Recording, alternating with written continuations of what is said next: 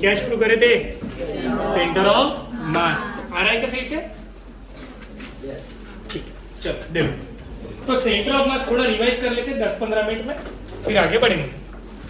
ठीक है, थोड़ा क्या कर लेते, रिवाइज, क्योंकि पढ़ा तो होगा ही नहीं, कल पेपर हो गया तो घर पे जाके मस्त खा के, है ना। ऐसा तो नहीं कि सेंटर ऑफ मास पढ़ना पड़ता, रिवाइज करना पड़ता, नहीं, कुछ नहीं, बोला थोड़ी था बोलना आपने। देखो वैसे भी आधे अधूरे लोग थे नहीं, उन गरीबों का भी थोड़ा बहुत फायदा हो जाए। हम क्या पढ़ रहे थे? सेंटर ऑफ मास। क्या पढ़ रहे थे? सेंटर ऑफ मास। तो सेंटर ऑफ मास हमने डिफाइन ऐसे किया था कि ऑब्जेक्ट का वो पॉइंट जहां पे पूरे ऑब्जेक्ट का मास क्या रहेगा? कॉन्सेंट्रेटेड। क्या रहेगा बोला था? कॉन्सेंट्रेटेड, मतलब ऐसा पॉइंट जहां पे पूरे ऑब्जेक्ट का मास कंसीडर कर सकते हैं।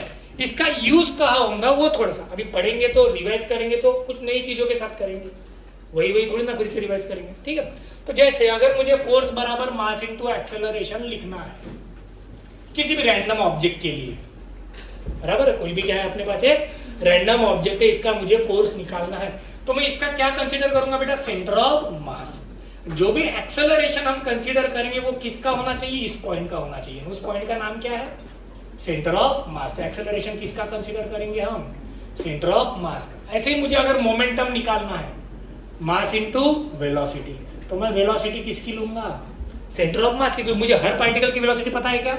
नहीं, तो मैं किसके बारे में सोचूंगा? सिर्फ सेंटर ऑफ मास के बारे में। ऐसे ही अगर मैंने ये पेन है, इसको ऐसा घुमा के छोड़ दिया तो ये ऐसा रोटेट होते होते जाएगा, सही है ना, ये ऐसा घूमते हुए जाएगा सपोज, बराबर। तो इसके हर पार्टिकल की पाथ अलग अलग होंगी, हर पार्टिकल की पाथ क्या होंगी? अलग अलग, लेकिन कोई एक पॉइंट होगा जो बराबर ऐसी पाथ फॉलो करेगा। वो पॉइंट कौन होगा? इसका सेंटर ऑफ मास। वो कौन सी पाथ फॉलो करेगा? प्रोजेक्टाइल की। कौन सी बात फॉलो करेगा? प्रोजेक्टाइल की। क्लियर है? तो इसलिए कुछ टिपिकल मोशंस को एनालाइज करने के लिए भी हमें किसका सपोर्ट मिलेगा? सेंटर ऑफ मास का मिलेगा। किसका मिलेगा? इसलिए सेंटर ऑफ मास हमें फाइंड करके आना चाहिए। नो डाउट अपन डेरिवेशन पढ़ रहे हैं तो बहुत सारे बच्चों को डेरिवेशन डिफिकल्ट, डेरिवेशन हमें याद नहीं रहे तो फर्क पड़ने वाला नहीं है, लेकिन कैसे एलिमेंट कंसीडर कर रहे वो तो याद चाहिए। ऐसे ही बोला मैंने, हाँ या ना? तो उतना हमें ध्यान रखना है। तो हमने सबसे पहले सेंटर ऑफ मास की डेफिनेशन लिखने के बाद हमने सेंटर ऑफ मास निकाला था डिस्क्रीट मासेस का। किसका निकाला था? Discrete masses. डिस्क्रीट मासेस यानी क्या? अलग अलग जगह पे पॉइंट मास रखे रहे तो कहाँ रखे रहे? तो अलग अलग जगह पे। जैसे मैंने बोल दिया ये अपने एक्सिस हो गए, कौन? एक्स, इधर वाई और इधर जेड। कोई भी मासेस ले लिया हमने, फॉर एग्जांपल m1 लिया, इसके कोऑर्डिनेट हो गए x1, y1, z1। m2 ले लिया, इसके कोऑर्डिनेट हो गए x2, y2, z2। m3 ले लिया, इसके कोऑर्डिनेट हो गए x3, y3 और z। अब तीन मास अलग अलग जगह पे, इसका पोजीशन वेक्टर सपोज r1, इसका पोजीशन वेक्टर r2, इसका position vector r3। Mass into position vector को हमने बोला था मास मोमेंट। क्या बोला था? बोला था ना, ठीक है। अब इन बेसिस पे हम क्या निकाल सकते हैं? इन तीनों मास अलग अलग जगह पे है, लेकिन इन तीनों मास का मिला के सेंटर ऑफ मास निकालने के लिए हमने एक फॉर्मूला पढ़ा। तो फॉर्मूला क्या था? अगर मैं वेक्टर के फॉर्म में निकालना चाहूँ तो r के लिए क्या फॉर्मूला था बेटा? m1 r1 plus m2 r2 plus m3 r3 divide by क्या? Total mass. क्या होगा बेटा?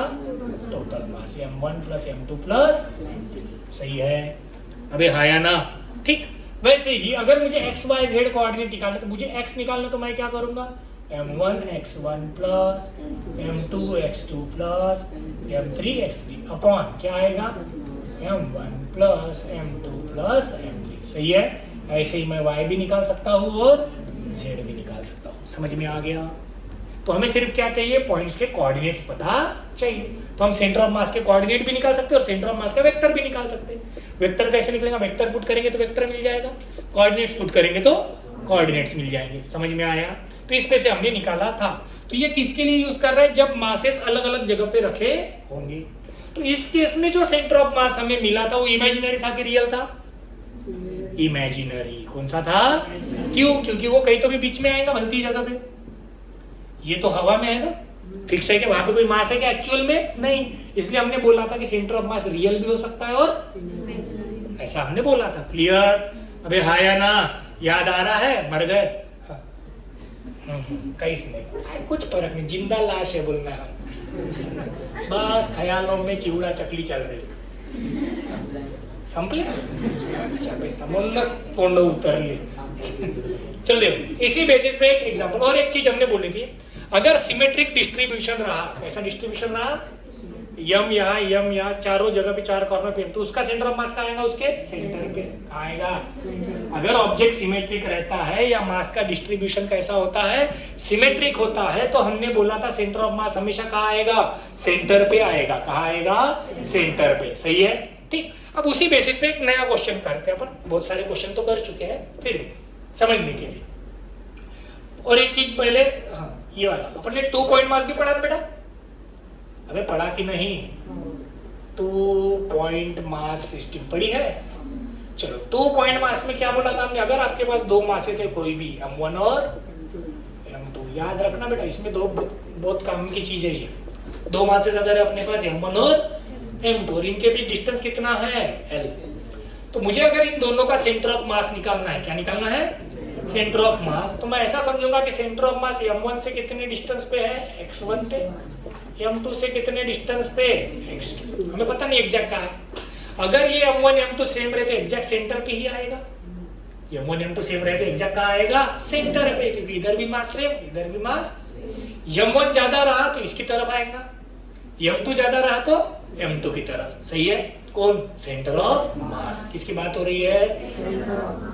तो अगर मुझे m1 से सेंटर ऑफ मास कितने डिस्टेंस पे है ये निकालना है, मतलब मुझे क्या निकालना है? x1 अगर निकालना है तो मैं करूंगा m2 into L upon m1 plus m2। पढ़ा कि नहीं पढ़ा बे? लिख के रख दिया सिर्फ। ठीक है? वही अगर मुझे 2 से चाहिए x2 तो क्या होगा? m1 into L upon m1 plus m2। सही है? इसके अलावा एक और चीज हमें पता चली थी, m1 x1 बराबर क्या होता है? 2x2। सही है? और एक कंडीशन का एग्जांपल हमने किया था, if centre of mass is fixed, मतलब सेंटर ऑफ मास की जगह नहीं बदल रही। किसकी जगह नहीं बदल रही? सेंटर ऑफ मास की जगह नहीं बदल रही, और हमने m1 को मूव किया कुछ डिस्टेंस से। कैसे मूव किया? कुछ डिस्टेंस से। किसको? m1 को। Suppose centre of mass fix है, नहीं, m1 को हमने हिलाया कितने डिस्टेंस से? x1 dash. कितने डिस्टेंस से? तो m2 कितने डिस्टेंस से मूव होगा ये हमें पूछा, तो हम फिर से वही लगाएंगे, m1 x1 डैश बराबर m2 x2 डैश। सिंपल। जितने से m1 को मूव किया वो लो, जितने से m2 को मूव किया वो मिल जाएगा।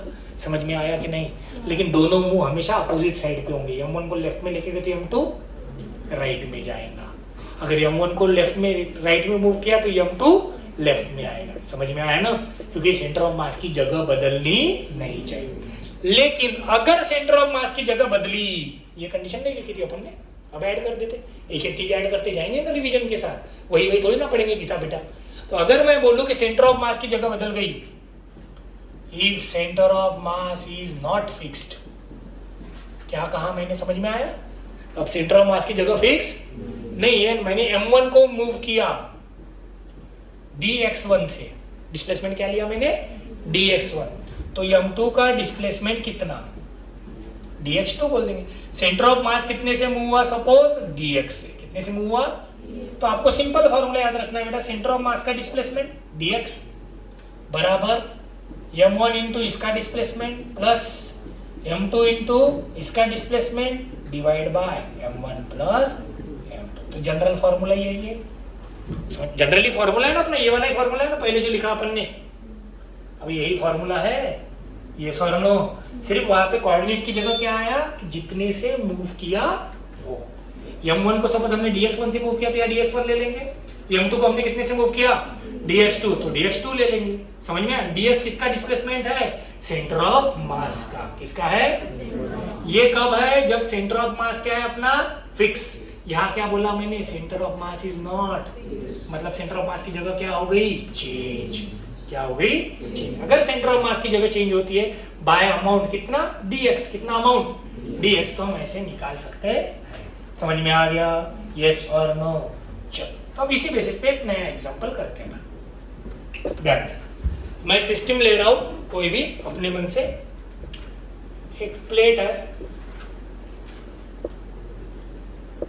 प्लेन सरफेस है सपोज, जिसके चारों कॉर्नर कैसे है, सेम, साइड सेम है, ए सही है बेटा, ठीक है। चलो मैंने इस कॉर्नर पे एक मास रखा m, इस कॉर्नर पे भी मास रखा m, यहाँ पे भी मास रखे m, यहाँ पे भी मास रख दिया मैंने, कितना m, चलेगा, ठीक। और ये इसका सेंटर, अब मुझे पता है इसका सेंटर ऑफ मास तो इसके सेंटर पे ही आएगा, क्यों, क्योंकि इक्वल डिस्ट्रीब्यूशन है, चारों तरफ मास एक जैसा है ना, और डिस्टेंस भी कैसे है, सेम, तो सेंटर ऑफ मास कहाँ आएगा, इन चारों का सेंटर पे, कहाँ आएगा, सेंटर पे। तो ये कोई सेंटर बन जाएगा, ठीक है। तो इनका सेंटर ऑफ मास, यहां से एक मास ऊपर है, सरफेस से ऊपर, इसका डिस्टेंस भी ए ही है, सेंटर से कितना है, ए, ये जोड़ देते हैं। समझ में आया क्या हुआ, नीचे एक स्क्वायर है, उसके चार कॉर्नर पे चार मासेस है, और उसके सेंटर से एक मास ऊपर है, वो मास कितना है, m। अब हमें पूछा इस सिस्टम का find centre of mass. Find centre of मास मतलब क्या, उसके कोऑर्डिनेट निकालो, सिंपल लैंग्वेज में मीनिंग क्या होता है, उसके क्या निकालो, कोऑर्डिनेट। समझ में आया, हाँ या ना। तो एक्चुअल में ये डायग्राम ऐसे हो गई ना भैया, ये चार मासेस है, ये ऊपर है, ऐसा ही मीनिंग हुआ ना, अबे हाँ या ना। और इसका डिस्टेंस इस सेंटर से कितना बोला है, और इसकी चारों साइड भी कितनी, समझ में आया, यस और नो। अब इसका सेंटर ऑफ मास कैसे निकालेंगे, देखो जब भी ऐसा एग्जांपल दिखे तो आप इसको दो सिस्टम समझो, क्या समझो, लास्ट टाइम हमने एग्जांपल किए थे, पता है, एक रिंग था, एक रॉड था, हमने रिंग का सेंटर ऑफ मास अलग लिया, रॉड का सेंटर ऑफ मास फिर कंबाइन का निकाला, बराबर है। वैसे दो रॉड थे, एक एक्स एक्सिस पे था, एक, दोनों का पहले क्या लिया हमने, सेंटर ऑफ मास, फिर उनका मिला के हमने क्या निकाला था, कंबाइन का। तो ऐसे यहाँ पे भी हम क्या समझेंगे, ये जो चार मासेस है इसको एक अलग सिस्टम समझ लो, इन चार मासेस को हम अलग सिस्टम समझ लेंगे। तो इसका सेंटर ऑफ मास तो यहाँ सेंटर में आएगा ना, कहाँ आएगा, तो ऐसा समझ के चलते ये अपना एक्स एक्सिस, ये वाई एक्सिस, इस सेंटर पे आएंगे इसका सेंटर ऑफ मास। तो सेंटर ऑफ मास कौन होता है, जहाँ पे टोटल मास रहे, कौन सा मास रहे, तो इस सेंटर पे टोटल मास कितना हो जाएगा पे, 1 2 3 4, मतलब कितना मास, 4m। समझ में आया, यस और no. Centre of mass is a point where whole mass of a system is supposed to be concentrated. तो होल मास इन चारों का कितना हुआ, 4m। हम इन चारों के बारे में ही सोच रहे, इसके बारे में नहीं सोच रहे फिलहाल, क्लियर हो गया।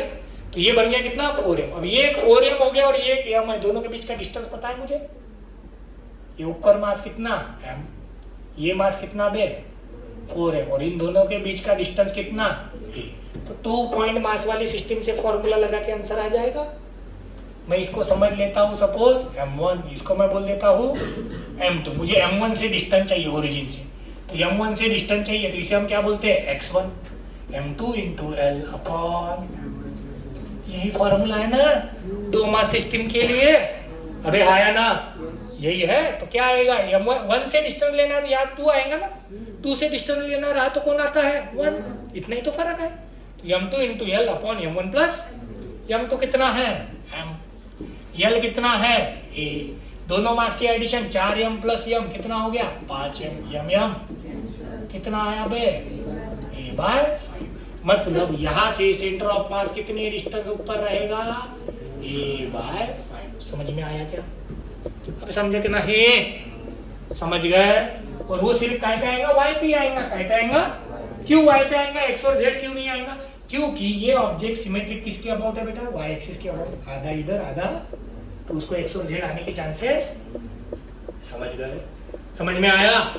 चलो एक और, क्यूब समझता है ना, क्यूब समझता है क्या क्यूब, हाँ या नहीं, इसमें नहीं दिख रहा मेरे को, 3D में, 3D में है क्या क्यूब, ये दिख रहा है, जमलो रे बात।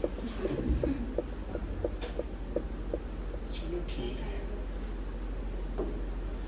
ठीक है भैया, क्यूब समझ में आ गया सबको। ये इधर एक्स एक्सिस, इधर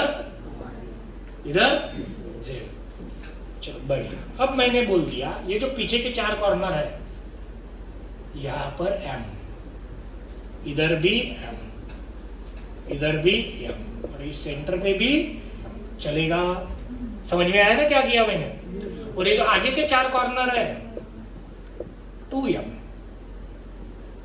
2m, 2m, और इधर भी फाइंड सेंटर ऑफ मास। क्या पूछा हमें फिर से? Centre of mass. डायग्राम समझ में आ गया ना? कोई दिक्कत? क्यूब है, 4 कॉर्नर पे 4 मासेस है, पीछे आगे के फेस पे 4 कॉर्नर पे मासेस कौन से दिए हमने? 2m, 2m, 2m और 2m। क्लियर? अब इस पूरी सिस्टम का क्या पूछा हमें? सेंटर ऑफ मास। क्या पूछा? तो हम गरीबों को ये दिख जाता है कि ये 4 मास एक जैसे है, हो या नहीं? तो उन चारों का सेंटर ऑफ मास तो उसके सेंटर पे रहेगा। कहाँ रहेगा? क्लियर है? दूसरा, ये आगे का फेस दिख रहा है, इसके भी 4 कॉर्नर पे 4 एक जैसे मासेस है, तो उसका भी सेंटर ऑफ मास कहाँ रहेगा? सेंटर पे। सही है कि नहीं? जैसा अभी किया हमने, पिछले इसमें किया ना, ये 4 m थे तो इसका सेंटर पे लिया ना हमने 4m। सही है या नहीं? तो वैसे ही इधर भी होगा। अब इधर भी होगा, हाँ या ना? मेले मुर्गा अबे क्या है?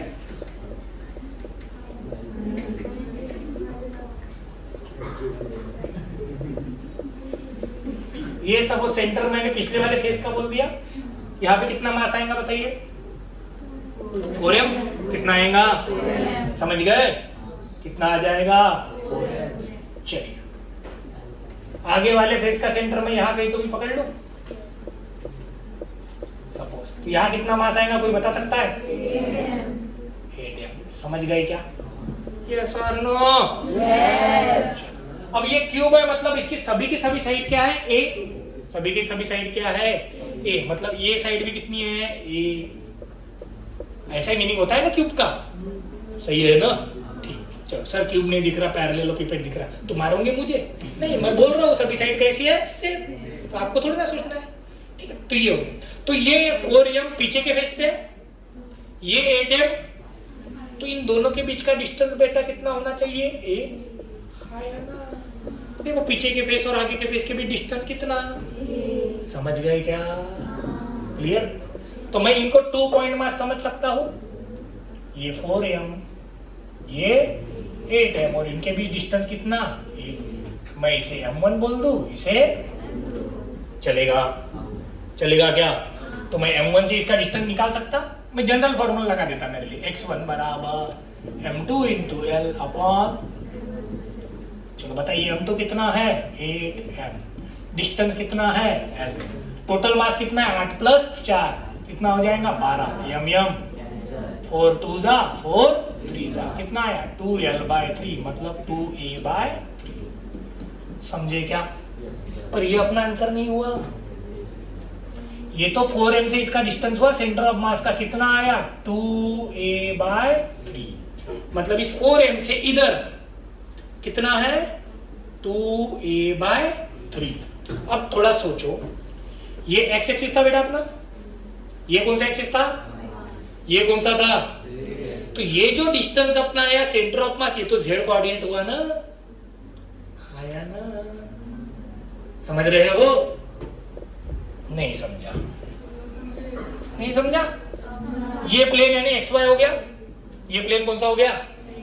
मतलब नीचे का जो सरफेस है वो कौन से प्लेन में है? xy में है। कौन से प्लेन में है? तो ये जो 4m है, कौन सा m है? 4m। ये पीछे वाले 4 मासेस का, कौन सी मासेस का? पीछे वाले 4 मासेस का जो ये 4m है, इसका डिस्टेंस कितना होगा बेटा? इधर से भी a/2, इधर से भी सेंटर पे रहेगा तो a/2 ही होगा ना, क्योंकि चारों साइड क्या है? a। इसमें कोई डाउट? कोई डाउट है क्या? नहीं। फिर यहां से आगे की तरफ इधर ये डिस्टेंस z एक्सिस की तरफ कितना आया अपना? 2a/3। तो सेंटर ऑफ मास के कोऑर्डिनेट अगर मैं लिखना चाहूँ तो क्या लिखूंगा? x कितना हुआ? a/2। y कितना हुआ? a/2। z कितना हुआ? समझ में आया क्या? सर z क्यों a/2 ने? अबे गरीबो, इधर 2m 2m 2m 2m ज्यादा मास है ना, तो जिधर मास ज्यादा उसकी तरफ सेंटर ऑफ मास जाएगा ना? यस और नो? अगर मैं ये मास भी m लिखता तो सीधा a/2 ही होता। सीधा क्या हो जाता? क्योंकि दोनों मास क्या हो जाते हैं सेम। कुछ फर्क पड़ता क्या? समझ में आ रहा है अपन कर क्या रहे हैं? हमने डिस्क्रीट मास सिस्टम और ऑब्जेक्ट को कंबाइन कर दिया। समझे? कंसेप्ट वही है, बस सॉल्व कैसे होगा वो बता रहा। समझ में आया? कोई दिक्कत? तो क्लियर है? समझ गए क्या? तो हमें ऐसे दिए रहेंगे ऑप्शन कोऑर्डिनेट्स वाले, तो अपन ये ढूंढते बैठेंगे। तो ये वो जगह बदल देंगे, y की जगह x की जगह। समझे? ऑप्शन चारों क्या दिखेंगे? सेम। वो समझना है हमें। क्लियर हुआ? ठीक है क्या? अगर मैं एक्सिस यहां बताता, उधर जाता, निगेटिव साइड पे जाता। कौन सी साइड पे जाता? इधर है, मतलब कौन सी साइड है? पॉजिटिव। समझे कि नहीं? क्लियर हो गया? करते आएगा आप? आया ना? हाँ, चलो। बहुत लोग थके हुए हैं, तुम क्या गवर्नमेंट में जाएंगे रे? और बोलो और बेइज्जती करे नहीं तो सुनाई देने देना। चलो क्लियर हो गया ना? ये तो लिखा हुआ है अपने पास, इसमें का सिर्फ ये वाला पॉइंट एक नोट डाउन करना है अपने को अभी। ठीक है? ये पॉइंट के बाद ये दो एग्जांपल अपने। ठीक? अरे ठीक है क्या? Madam please do the needful.